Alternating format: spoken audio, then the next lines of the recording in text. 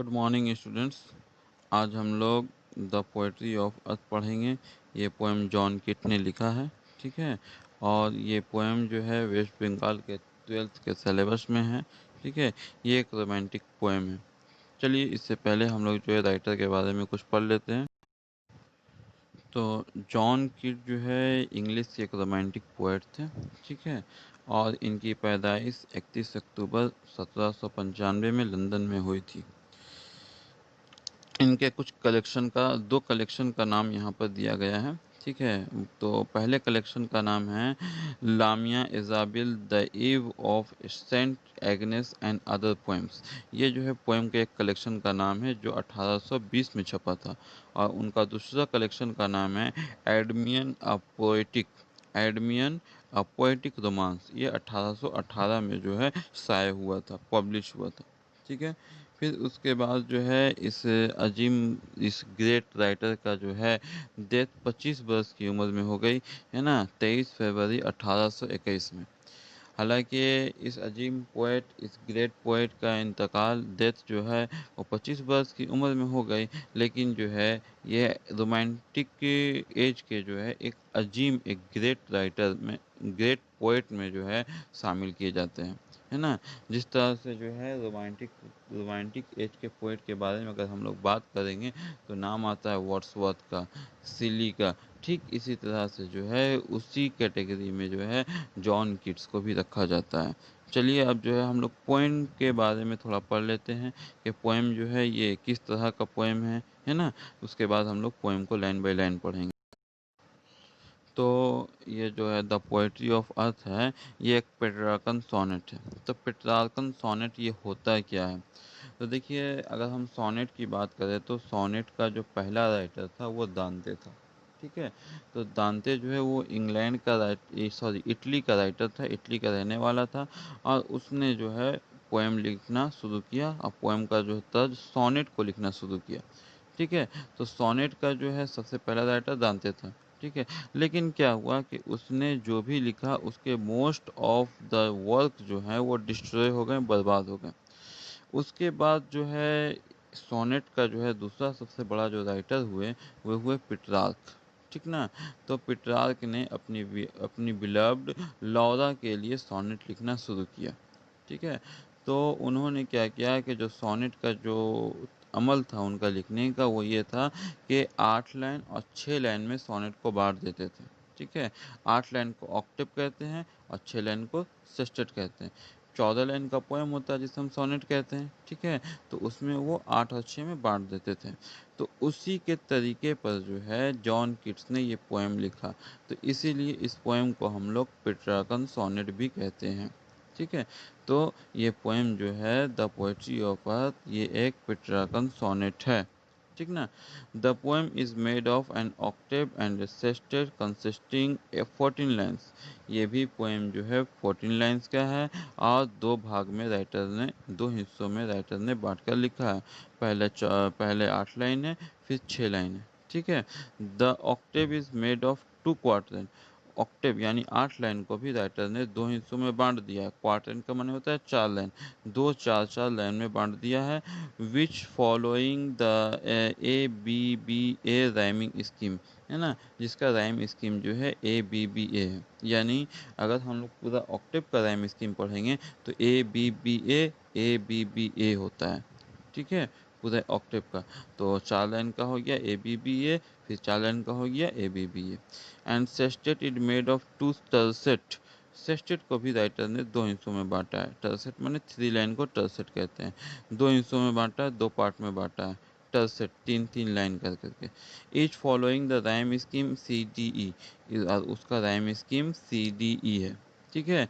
यानी एक टर्सेट का राइम स्कीम CDE है, दूसरे टर्सेट का राइम स्कीम CDE है। तो इस तरह से अगर हम पूरे पोएम का राइम स्कीम पढ़ लेंगे तो ABBA और CDE है ना, इस तरह से। तो हमको समझ में आया कि जो है द पोएट्री ऑफ अर्थ ये एक पेट्रार्कन सोनेट है और इसका राइम स्कीम ABBA CDE है।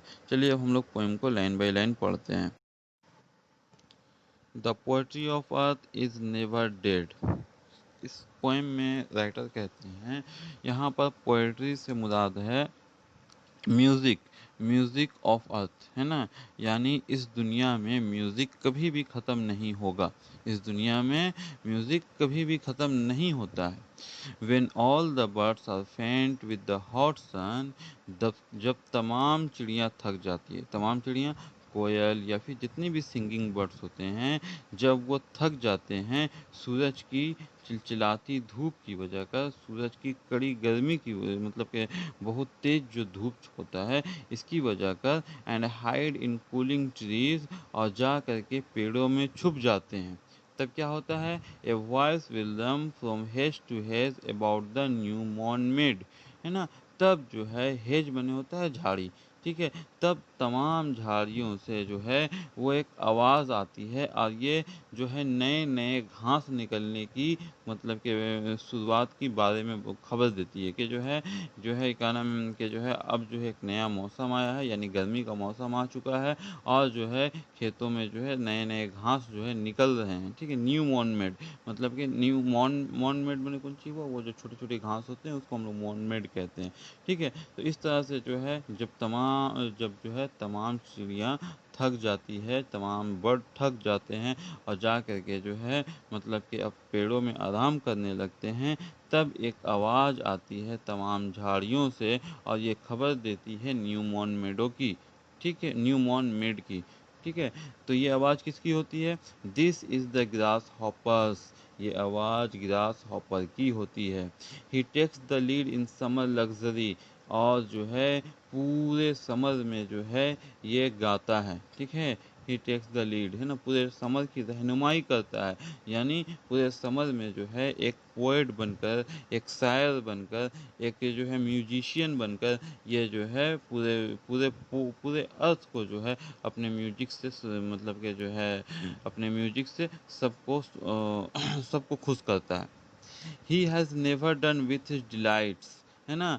For when tired out with fun, ये अपनी मर्जी से कभी ख़त्म नहीं करता, मतलब कि ये कभी भी अपनी मर्जी से गाना नहीं ख़त्म करता है, अपनी म्यूज़िक को ख़त्म नहीं करता है। कब वो अपने म्यूज़िक को ख़त्म कर जाता है? When tired with fun, जब वो गाते गाते थक जाता है, तब वो क्या करता है कि रुक जाता है, ठीक है? मतलब कि गाना बंद कर देता है। यानी जब पूरी गर्मी के मौसम में जब गा लेता है, और जब गर्मी का मौसम ख़त्म होने वाला होता है तो उसके अब थकावट सा महसूस होने लगता है, और जब उसे थकावट सा महसूस होने लगता है तो क्या करता है? He rest at ease beneath some pleasant weed, और जाकर वो घासों में आराम करने लगता है। कहाँ? घासों में जाता है और वहाँ पर प्लीजेंट वीड, देखो प्लीजेंट वीड वीड को जो है मतलब कि जो है खुशगवार घास उसके लिए कहे गए हैं, अच्छे घास, ठीक है? तो प्लीजेंट वीड में जा कर के वो क्या करने लगता है? आराम करने लगता है। फिर उसके बाद पोएट बोलता है तो ये तो गर्मी का मौसम चला गया, अब जाड़े का मौसम आने वाला है, और जो है गर्मी के मौसम में ग्रास हॉपर ने अपने टेक किया, लीड किया, अब तो ये थक चुका है, तो अब जो है जाड़े का मौसम आने वाला है, क्या पोएट्री यहाँ पर ख़त्म हो जाएगी? तो पोएट कहता है the poetry of earth is ceasing never, लेकिन लेकिन पोएट्री ऑफ अर्थ कभी भी ख़त्म नहीं होता है, ठीक है? कैसे? On a lone winter evening when the frost has wrought a silence from the stove their thrills, जब जब ठंडी और जो है फ्रॉस्ट फ्रॉस्ट माने कोहा या फिर ओला, जो मतलब बहुत तेज ठंड होती है, जब चारों तरफ खामोशी फैला देती है ना? फ्रॉस्ट जो है चारों तरफ में जो मतलब कि ठंडे के मौसम में जैसे जैसे शाम होती है तो क्या होता है कि पूरा सन्नाटा छाने लगता है, लोग अपने घरों में रहना पसंद करने लगते हैं। तो इसी तरह से जब फ्रॉस्ट होता है, जब बहुत ज़्यादा ठंड पड़ती है तो चारों तरफ सन्नाटा छाने लगता है, तब क्या होता है कि स्टोव के पास से एक सुरीली आवाज़ आती है, ठीक है? जब चारों तरफ सन्नाटा छाने लगता है तो उस समय में एक सुरीली आवाज़ आती है, द क्रिकेट सॉन्ग। ये किसकी? ये एक झिंगुर की आवाज़ होती है। क्रिकेट माने झिंगुर, ये एक छोटा-सा कीड़ा होता है, ठीक है? तो ये क्रिकेट की आवाज़ आती है, ठीक है? इन वार्मथ इंक्रीजिंग एवर, और ये जो है चारों तरफ गर्माहट फैला देती है। यानी इसकी जो सॉन्ग होती है, इसका जो म्यूज़िक होता है, इससे लोगों को वार्मथ, गर्मी का एहसास होता है, ठीक है? अब देखिए लास्ट 2 लाइन में पोएट ने जो है कहा है कि ये पोएट्री ऑफ अर्थ इस तरह से चलता है कि जो है आदमी को कन्फ्यूज़न हो जाता है कि कौन सा जो है बर्ड, यानी जो है कौन सा, यहाँ पर जो है राइटर ने 2 बर्ड, ये हालाँकि बर्ड नहीं है, दोनों इंसेक्ट है, लेकिन इसको राइटर ने बर्ड के लिहाज से जो है पेश किया है, शायद पोएट के लिहाज से पेश किया है। तो क्या कहते हैं, and seems to one in drowsiness half lost the grasshopper some among some grassy hills. बोलते हैं, राइटर बोलते हैं, पोएट बोलते हैं कि जब ठंडी का मौसम आता है तो कौन गाता है, क्रिकेट जो है सॉन्ग सॉन्ग गाता है, ठीक है। यानी जो है क्या नाम है, विंटर के महीने में क्रिकेट जो है ये पूरे माहौल को जो है अपने सॉन्ग से वार्म कर देता है, गर्म कर देता है। ठीक उसी वक्त एक आदमी जो ड्रॉजीनेस हाफ लॉस्ट, माने जो अभी आधा नींद में है, अभी सो कर उठा है, अभी जो है उसको उसकी नींद पूरी नहीं खुली है, तो उसको वो क्रिकेट की आवाज़ को समझता है कि ये ग्रास हॉपर की ही आवाज़ आ रही है, वो घासों के अंदर से, पहाड़ों के ऊपर जो घास है वहाँ पर से जो ये आवाज़ आ रही है, ये जो है कि ग्रास हॉपर की आवाज़ है। यानी वो कंफ्यूज हो जाता है।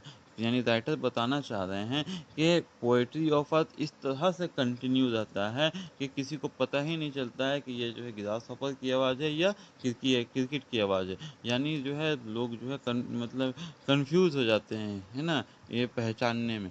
क्योंकि एक आवाज़ रुकती है, यानी जैसे ही ग्रास हॉपर अपना गाना बंद करता है, वैसे ही क्रिकेट अपना आवाज़ शुरू कर देता है। ओवरऑल इस पोएम में राइटर ये बताना चाहते हैं कि इस अर्थ में जो है म्यूज़िक कभी ख़त्म नहीं होता है, ठीक है।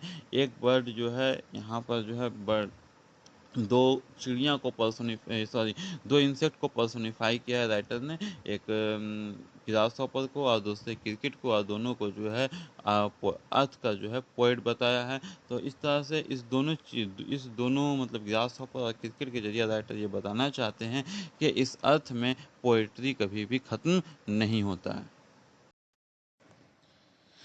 चलिए अब इसके जो है कुछ हम पोएटिक डिवाइस की बात करें, तो सबसे पहले एलिट्रेशन। एलिट्रेशन क्या होता है, ये हम पहले भी अपने पोएम जितना भी पढ़ा है उसमें जो है मैं इसके बारे में डिस्कस कर चुका हूँ। तो it is the repetition of identical initial consonant sounds in successive और closely associated syllables within a group of words. मतलब कि रिपीटेशन ऑफ कॉन्सोनेंट साउंड को हम लोग एलिट्रेशन कहते हैं। मतलब कि एक साउंड बार बार, है ना, रिपीट होता है तो उसे हम लोग एलिट्रेशन कहते हैं। जैसे देखिए यहाँ पर विंटर इवनिंग वेन, है ना, डब्लू का आवाज़ रिपीट होता है, तो यहाँ पर राइटर ने एलिट्रेशन का इस्तेमाल किया है, ठीक है। इस पोएम में राइटर ने एलिट्रेशन का इस्तेमाल किया है।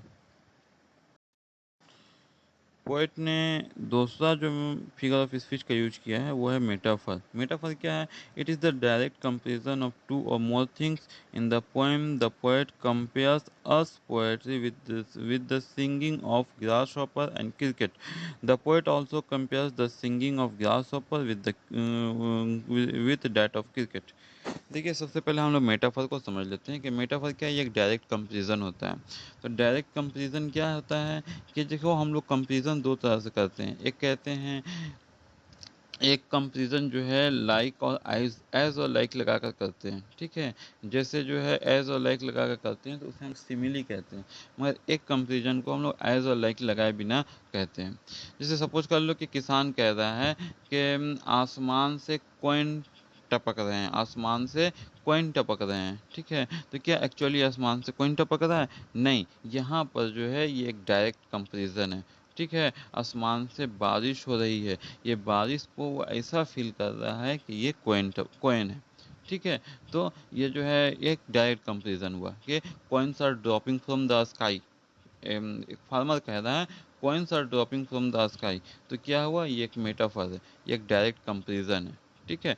और अगर इस तरह से अगर वही फार्मर कहता है कि द फार्मर सेज, फार्मर कहता है it rains like that, it rains like coins are dropping from the sky। ऐसी बारिश होती है जैसा लगता है कि जो है क्या नाम है, आसमान से कॉइन टपक रहा है। हम लोग लाइक लगा करके यूज किए ना, तो अगर हम लोग लाइक लगा लेते हैं या एज लगा लेते हैं तो उसे हम लोग मेटाफर नहीं बल्कि सिमिली कहते हैं। तो यहाँ पर राइटर ने जो है ग्रास हॉपर और जो है क्रिकेट के सॉन्ग को जो है एक पोएट से जो है कंपेयर किया है, ठीक है।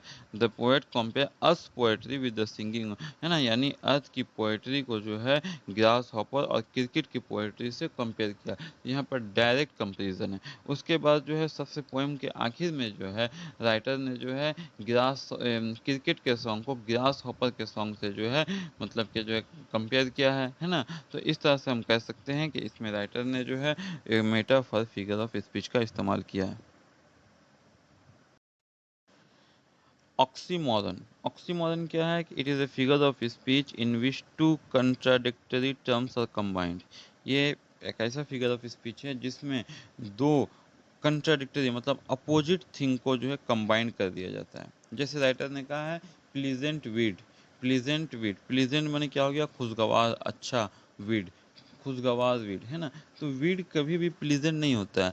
देखिए अगर जो है क्या नाम है कि हम लोग खेत खेत में देखते होंगे तो क्या है कि जब किसान जो है मतलब कि फसल लगाता है कि हम फसल मतलब कि जो है मान लीजिए कि राइस का क्रॉपिंग कर रहा है, तो जब वो राइस का क्रॉपिंग करता है तो वो वक्त वक्त में जो है टाइम बाय टाइम जो है क्या करता है कि वहाँ से वीड को निकाल देता है। क्यों निकाल देता है? क्योंकि वीड जो है अनप्लीजेंट है। इससे क्या होता है कि जो है वो जो धान का कोई भी फसल का कोई भी क्रॉप हो रहा है तो उसके जो है बढ़ने में ये रुकावट पैदा कर सकता है। लेकिन यहाँ पर पोएट ने क्या कहा है, प्लीजेंट वीड। तो इसीलिए जो है इसको हम लोग ऑक्सीमोरन कह रहे हैं, क्योंकि जो है वीड जो है एक्चुअली अनप्लीजेंट होता है, लेकिन राइटर ने यहाँ पर कहा है प्लीजेंट वीड, है ना। Weed is an unnecessary thing, however the poet calls in pleasant because it is a part of nature, है ना।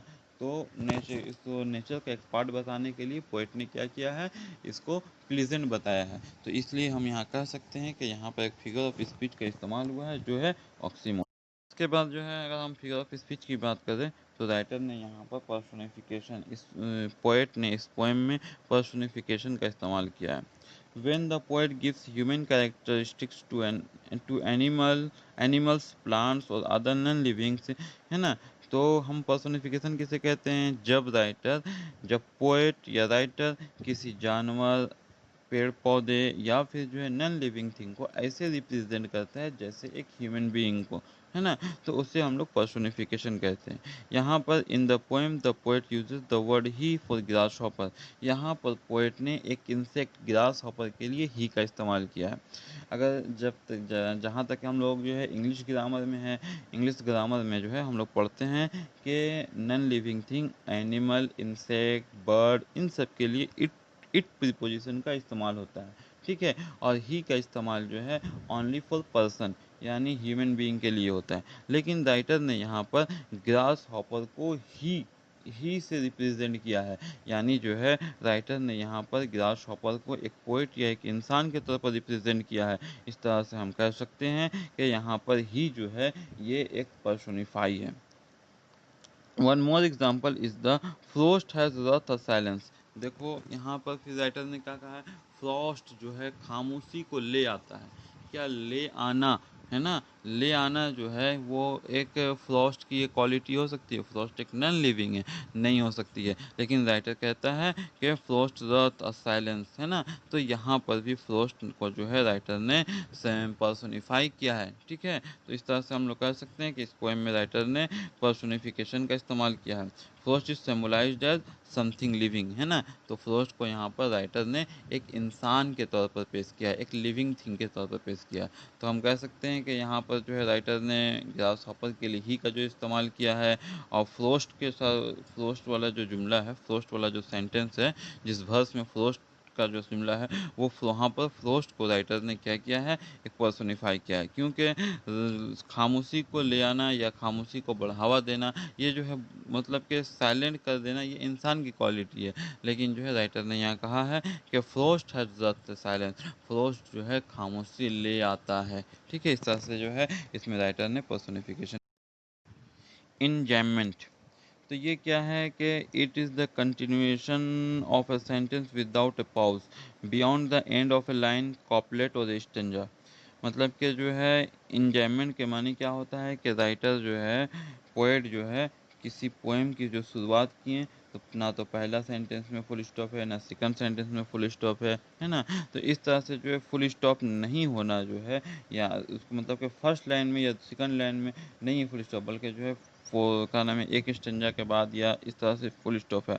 तो इस तरह से जो है अगर फर्स्ट लाइन में फुल स्टॉप हो जाता है, उससे हम लोग इंजॉयमेंट नहीं कहते हैं। लेकिन जो है फर्स्ट एक कॉपलेट, ट्रिपलेट या क्वार्टेन में जब फुल स्टॉप होता है तो हम लोग उसको इंजॉयमेंट कहते हैं। या फिर जो है क्वार्टेन, कॉपलेट, टर्सेट और क्वार्टरन के अलावा वो नहीं होकर के पूरा पोएम ख़त्म हो गया, फुल स्टॉप होता है, तो उसे भी हम लोग इंजॉयमेंट कहते हैं। तो यहाँ पर जो है, यहाँ पर भी राइटर ने इसी तरह से इस्तेमाल किया है, इंजॉयमेंट का इस्तेमाल किया है, यानी फुल स्टॉप का इस्तेमाल फर्स्ट एक लाइन में नहीं किया है, बल्कि 3-4 लाइन या फिर जो है पूरे पोएम के आखिर में या फिर एक स्टेंजा के बाद इस तरह से किया है। ठीक है? तो यहाँ पर हम लोग कह सकते हैं कि राइटर ने इंजॉयमेंट का भी इस्तेमाल किया है।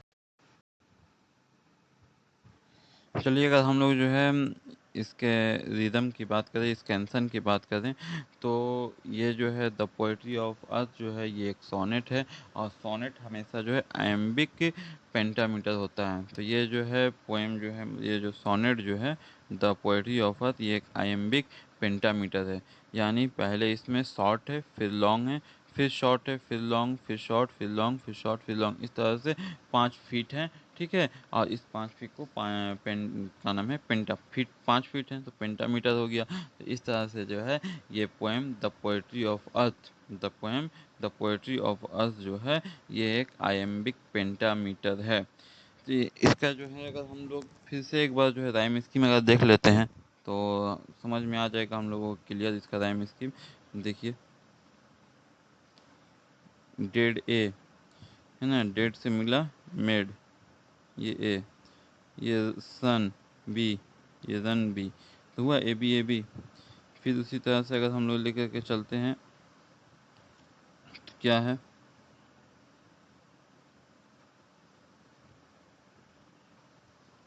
देखिए फिर लीड, लीड ए, है ना, और फिर वीड ए। ठीक है, फिर डन बी और फन बी, हुआ A B B A B B A. अब देखिए नेवर, नेवर किसी से नहीं मिल रहा है, इसको नाम क्या दे दिए, सी।